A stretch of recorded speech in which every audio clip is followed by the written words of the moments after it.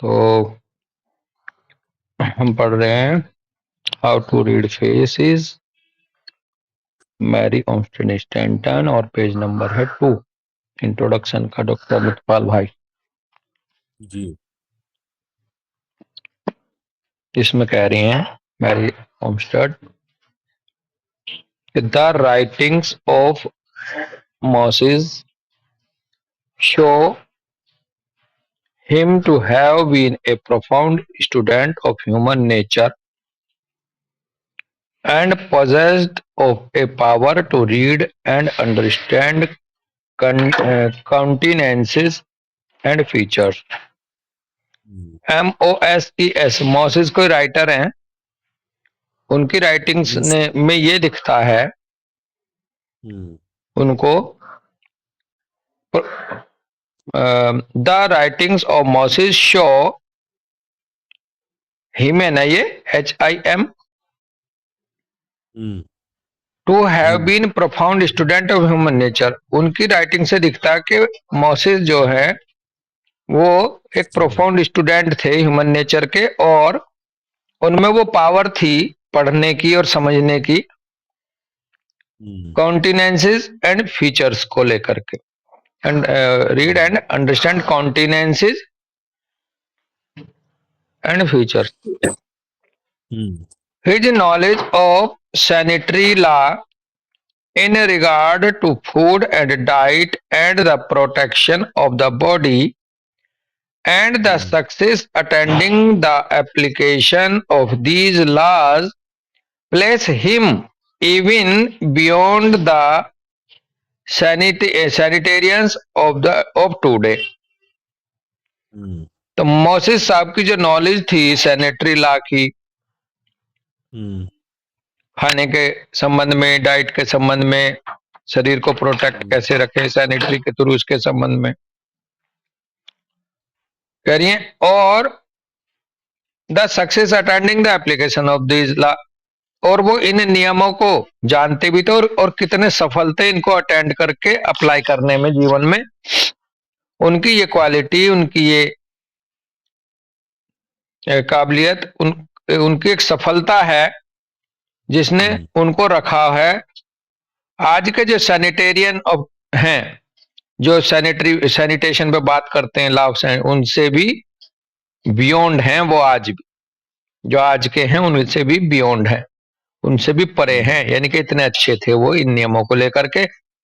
Among the earliest Greek writers Aristotle, Plato and Galen may be named as having written and taught physiognomy। Hippocrates also formulated a system based upon the several colors of the human complexion। Hippocrates ने भी बहुत सारे system formulate करे थे colour के आधार पर, complexion के आधार पर। This classification has passed down to the present day and has been accepted by naturalists in its application to man, while at the same time with singular inconsistency the lower animal kingdom has been classified on the basis of form and correctly so as color is an effect not a cause. Colour effect है, cause नहीं। तो कह रहे हैं ये जो classification है Hippocrates ने दिया है वो प्रेजेंट डे तक भी पास ऑन होता चला गया, आज भी down to the present day, आज तक भी वही क्लासिफिकेशन आगे बढ़ रहा, and has been accepted by naturalists in its application to man, और इंसान पर भी naturalists ने इसको अप्लाई करके एक्सेप्ट किया हुआ है, जबकि at the same time with singular inconsistency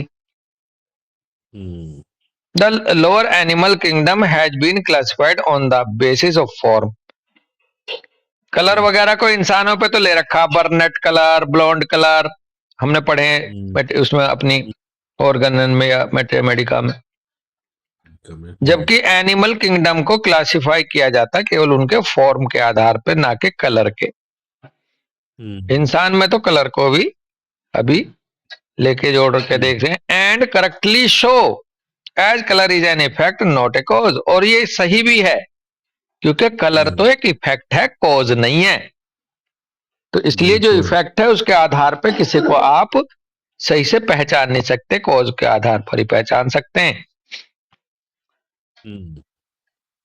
it is dependent on climate, क्योंकि कलर जो है वो डिपेंड करता है क्लाइमेट पर, फूड पर, हैबिट पर एंड अदर एक्सीडेंटल सराउंडिंग्स पर।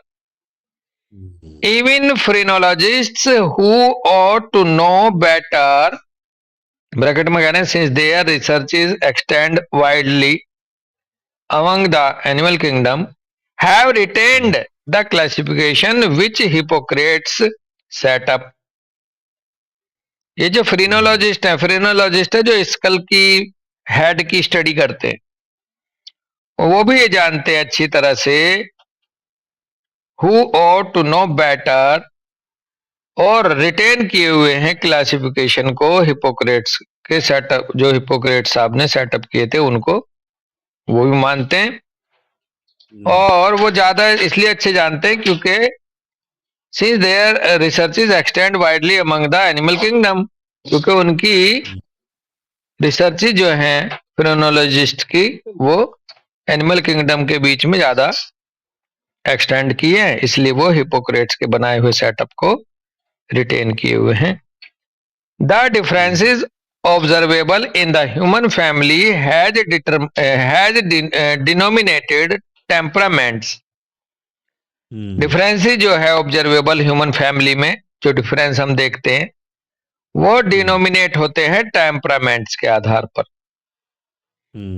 A word which has no intelligent application, even the false basis upon which the old Greek physician founded his system. Long before the circulation of blood was discovered by Harvey, and before the function of the liver, heart and brain were at all understood. ये temperament एक ऐसा word है जो कि has no intelligent application even to the false basis upon which the old Greek physician founded his system. एक ऐसा शब्द जिसमें कोई इंटेलिजेंट एप्लीकेशन की तरह से, a word which has no intelligent application even the false basis upon which the old Greek physician founded his system.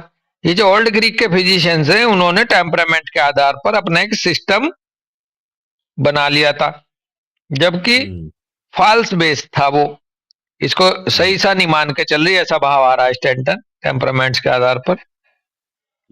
और इसलिए मान लिया था क्योंकि उस जब तक सर्कुलेशन ऑफ ब्लड का नहीं पता चला था, जो विलियम हार्वे ने डिस्कवर किया था, ना ही लीवर, हार्ट एंड ब्रेन का फंक्शन अच्छी तरह से समझ में आए थे।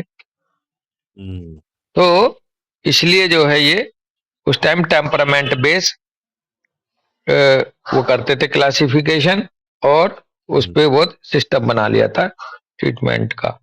ठीक है भाई, बिल्कुल यहीं रुकेंगे। बिल्कुल बिल्कुल राम राम भाई। बिल्कुल। राम राम।